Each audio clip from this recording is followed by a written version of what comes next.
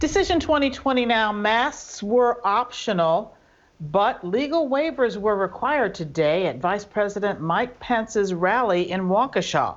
Ben Jordan reports on the precautions at that event.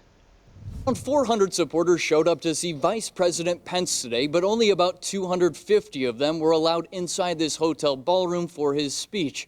Many of the seats were placed about 4 feet apart, and other people had to watch from an overflow room to accommodate for social distancing.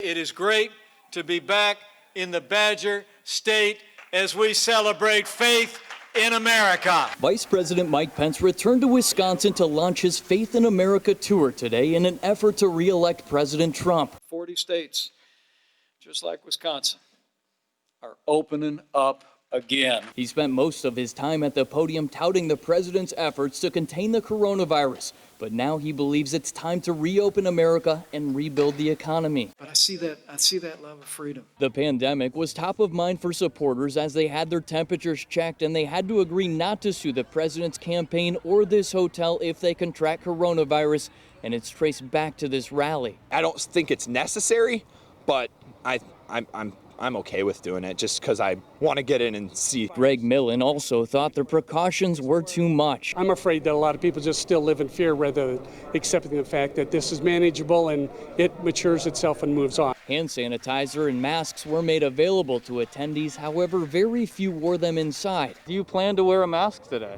No.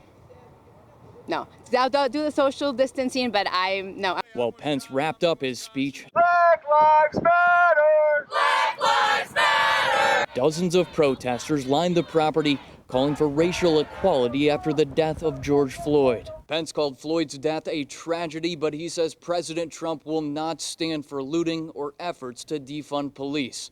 Reporting in Waukesha, Ben Jordan, TMJ4 News.